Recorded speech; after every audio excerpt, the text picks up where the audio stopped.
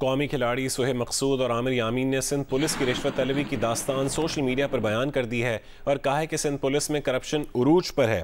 खुशकिस्मत हैं कि सिंध में नहीं पंजाब में रहते हैं। ये भी कहा कि ज़िंदगी में पहली बार कराची से मुल्तान बजरिया सड़क सफ़र किया और हर 50 किलोमीटर के बाद रोक कर पुलिस पैसों का तकाजा करती है और पैसे न देने पर पुलिस स्टेशन ले जाने की धमकियाँ देते हैं। क्रिकेटर्स के मुताबिक वाक़या सकरन पुलिस स्टेशन के हुदूद में पेश आया। उनके बताने के बावजूद कि वो इंटरनेशनल क्रिकेटर हैं, पुलिस ने फिर भी 8,000 रुपये लेने के बाद उन्हें जाने दिया।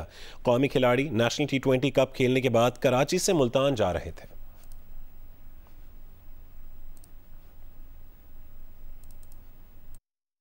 मैं और आमिर यामीन साथ थे, तो हम वापस आ रहे थे मुल्तान वाली सब मुल्तान। तो रात तकरीबन 12 बजे का ये टाइम था। करंड एक इलाका है सिंध का, तो वहाँ से हमने टोल प्लाजा क्लियर किया और 2 किलोमीटर आगे एक सुनसान सी जगह पे एक चौकी बनी हुई थी। उसमें वहाँ पे 2 पुलिस वाले, उन्होंने हमें रोका नहीं, वो लिटरली सर रोड के आगे आके बिल्कुल खड़े हो गए। हमने गाड़ी के डॉक्यूमेंट चेक करवाए और सारी चीजें। कहते जी आपकी गाड़ी की ये लाइट्स जो है ये हाई बीम में क्यों चल रही है। मैंने कहा सर ये बिल्कुल सुनसान रोड है, कुछ नजर नहीं आ रहा और वैसे भी आप ट्रैफिक पुलिस से तो है नहीं जो आप ये क्वेश्चन करें। तो कहता जी आपको पता है इसका 1 लाख रुपए जुर्माना है। मैंने कहा सर मैं भी एक पढ़ा लिखा बंदा हूँ, मुझे पता है इसका कोई 1 लाख रुपए जुर्माना नहीं है। तो कहता नहीं आप हमें 12,000 दे दो वरना थाने में चलो। मैंने कहा सर थाने में क्यों चले, हमने ऐसा क्या जुर्म कर दिया।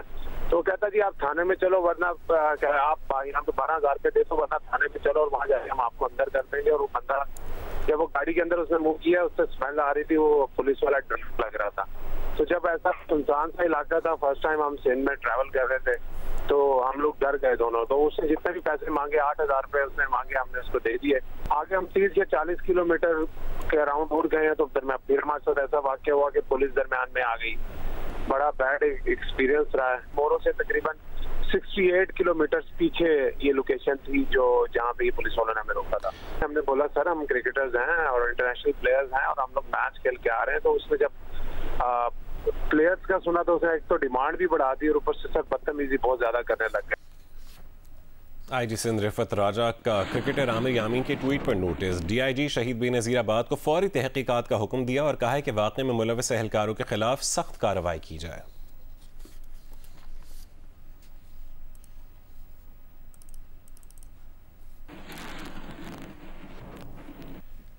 बुलेटिन में आगे बढ़ते हैं। साइफर केस में सुपरिटेंडेंट अडियाला जेल की सिक्योरिटी रिपोर्ट की रोशनी में जेल में ट्रायल होगा।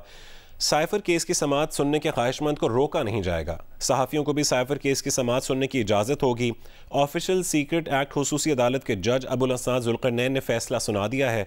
चेयरमैन PTI को आज भी इस्लामाबाद की खुसूसी अदालत में पेश नहीं किया जा सका।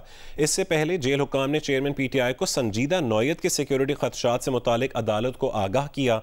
जेल हुक्काम की रिपोर्ट पर चेयरमैन PTI के वकील सलमान सफदर बरहम हो गए और अदालत से अडियाला जेल सुपरिटेंडेंट के फौरी इस्तीफे का मुतालबा किया।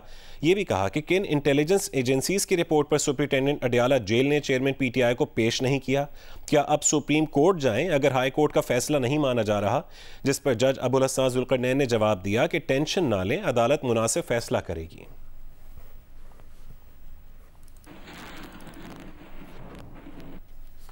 पाकिस्तान स्टॉक एक्सचेंज में नई तारीख रकम हो गई है। 100 इंडेक्स पहली बार 60,000 पॉइंट्स की हद अबूर कर गया है। कारोबार के दौरान तेज़ी देखी गई है। 100 इंडेक्स में 900 से ज़्यादा पॉइंट्स का इजाफा हुआ है। 100 इंडेक्स 60,000 650 से ज़्यादा पॉइंट्स पर पहुंच गया है। रवा महीने के दौरान 100 इंडेक्स में 8,000 से ज़्यादा पॉइंट्स का इजाफा हो चुका है। मुत्तहदा अरब अमीरात के सदर, आर्मी चीफ और निगरान वज़ीर आज़म की मुलाकात में पाकिस्तान में सरमायाकारी के समझौतों पर दस्तखत हुए हैं। मुत्तहदा अरब अमीरात SIFC के तहत पाकिस्तान में मुख्तलिफ शोबों में 20 से 25 अरब डॉलर सरमायाकारी करेगा।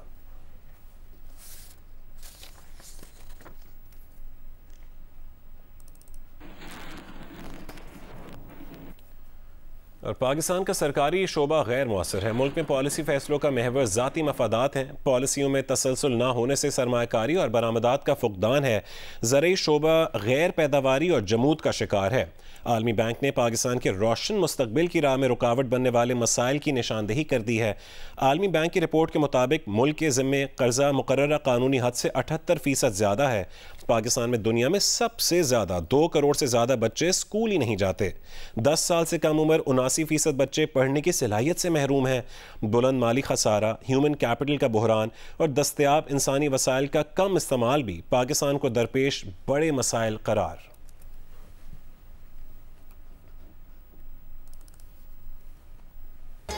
गजा की ताज़ा तरीन सूरत हाल से आपको आगाह करें। गजा में आर्जी जंगबंदी में 2 रोज की तौसी हो गई है।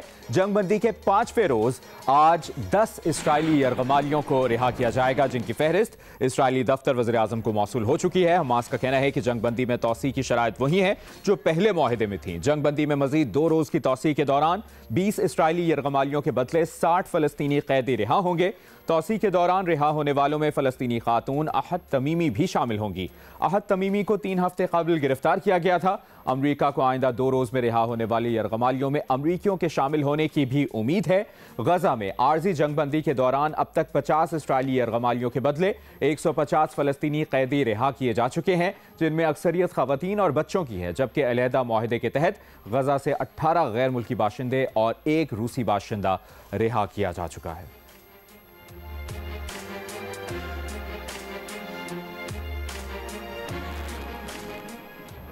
और अमरीकी मीडिया ये रिपोर्ट कर रहा है कि इस्राइली कैद से रिहा होने वाले 80% फलस्तीनियों को बगैर किसी इल्ज़ाम की हिरासत में लिया गया। अमरीकी मीडिया के मुताबिक अब तक रिहा किए गए 150 फलस्तीनी कैदियों में से 98 को बगैर किसी इल्ज़ाम की हिरासत में लिया गया और किसी भी अदालत में पेश नहीं किया गया। रिहा होने वाले कैदियों में 119 बच्चे और 31 खवातीन शामिल हैं। 7 अक्टूबर के बाद से फलस्तीनियों की गिरफ्तारियों में ड्रामाई तौर पर इजाफा हुआ है। रवा माह मगरबी किनारे और मकबूजा बैतुल मक़दस में 2070 फलस्तीनी गिरफ्तार किए जा चुके हैं। इस्राइली हुक्काम ने रिहा होने वाले फलस्तीनियों की खुशी मनाने पर भी पाबंदी आयद कर रखी है।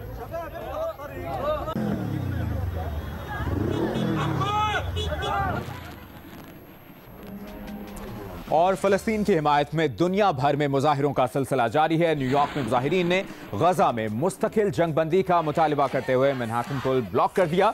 जनूबी अफ्रीका में भी मुजाहरा हुआ। इसराइल से गजा में नस्लकुशी बंद करने का मुतालबा किया गया।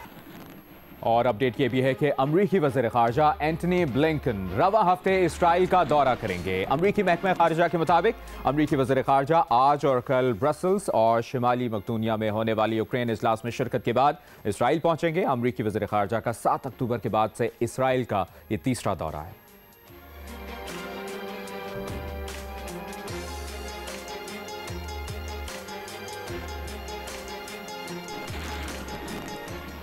और अभी आपको बताएं, फ़लस्तीनी यकजहती कमेटी के तहत बुध 29 नवंबर को कराची में रैली का एहतमाम किया जाएगा। कमेटी ने सियासी और समाजी तंजीमों और मुख्तलिफ शोबाए ज़िंदगी से ताल्लुक़ रखने वाले अफराद, ख़वातीन और बच्चों से रैली में बड़ी तादाद में शिरकत की दरख्वास्त की है। इस हवाले से किरण खान ने एक रिपोर्ट तैयार की है, देखिए। कराची प्रेस क्लब में प्रेस कॉन्फ्रेंस करते हुए समाजी रहनुमा फ़हीम उज़्ज़मा का कहना था कि फ़लस्तीनी अवाम से यकजहती के इजहार के लिए 29 नवंबर को शारा कायदीन पर रैली निकाली जा रही है। उनका कहना था कि वो 29 नवंबर को गैर सियासी और गैर इख्तिलाफी प्लेटफॉर्म मुहैया कर रहे हैं ताकि हर मकतबा फ़िक्र से ताल्लुक़ रखने वाले अफराद एक जगह इकट्ठा होकर बड़ा एहतजाज कर सकें। हमने मुर्तज़ा वहाब साहब से भी मुलाकात की है, उनको भी दावत दी है कि एज मेयर ऑफ कराची वो आएँ और इस रैली को जो है मार्च को में आगे आगे हमारे साथ चलें। इसके अलावा हमने जमात इस्लामी में हाफिज़ नईम साहब को, इसी तरह से मुस्तफ़ा कमाल साहब के साथ और दीगर तमाम पॉलिटिकल पार्टीज़ के जो लोग हैं उनके साथ हम एक एक करके मिले हैं। पॉलिटिकल ऑर्गेनाइजेशंस हैं, लेबर ऑर्गेनाइजेशंस हैं, प्रोफेशनल बॉडीज़ हैं, चाहे पीएमए हो, चाहे Sindh high court bar association हो, कि आइए और आम शहरियों का जो मैं भी हूँ, आप भी हैं, उसका जो है हिस्सा बने। इस मौके पर समाजी रहनुमा डॉक्टर कैसर सज्जाद का कहना था कि ऐसा पहली बार देखा है कि फ़लस्तीन में अस्पताल तक पर बमबारी की गई और अस्पताल बंद कराए गए। प्रेस कॉन्फ्रेंस करते हुए समाजी रहनुमा शीमा किरमानी का कहना था कि पूरी दुनिया में फ़लस्तीन से इजहार यकजहती के लिए एहतजाज हो रहे हैं और ऐसे एहतजाज से चीज़ें बदलती भी हैं और असर भी होता है। बहुत ज़रूरी है कि हम दिखाएं कि हमारे मुल्क में भी लोग हैं जो इस इनजस्टिस, इस बारबरियत, इस ब्रूटैलिटी, इस जेनोसाइड के खिलाफ आवाज़ उठा रहे हैं। और मैं ये समझती हूँ हम जहाँ भी हों, हमें जैसे भी हालात में हों, जितने भी हों, हमें आवाज़ उठाना ज़रूरी है।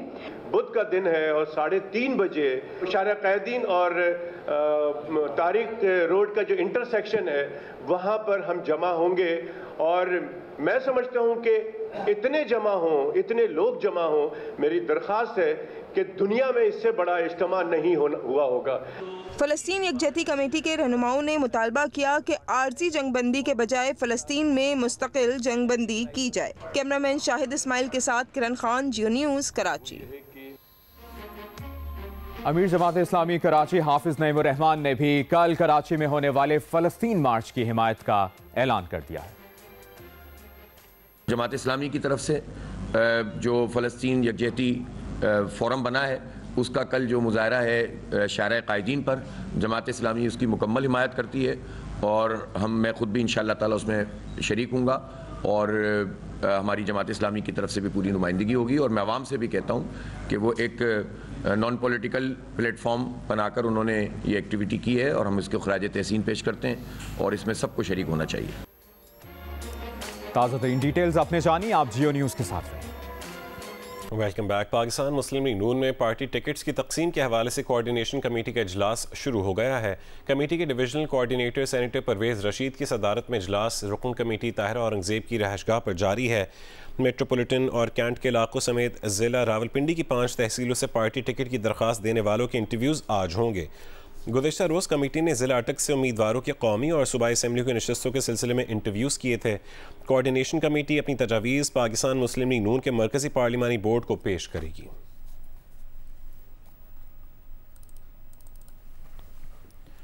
कोहिस्तान में सोशल मीडिया पर तस्वीर वायरल होने पर लड़की के कत्ल का मुकदमा दर्ज कर लिया गया है। पुलिस का कहना है कि मुलजिमान और उसके साथियों की गिरफ्तारी के लिए मुख्तलिफ इलाकों में छापे मारे जा रहे हैं।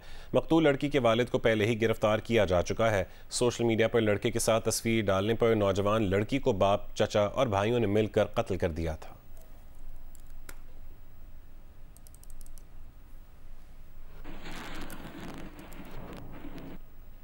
वर्ल्ड ऑफ स्टैटिस्टिक्स के मुताबिक रिहाइश के लिए पाकिस्तान सबसे सस्ता तरीन मुल्क करार दिया गया है। मिस्र रिहाइश के लिए दूसरा सबसे सस्ता तरीन मुल्क है, जबकि भारत सस्ती रिहाइश के लिए तीसरे नंबर पर है और नाइजीरिया, लिबिया, शाम, केनिया जैसे ममालिक भी रिहाइश के लिए पाकिस्तान से महंगे मुल्क करार दिए गए हैं।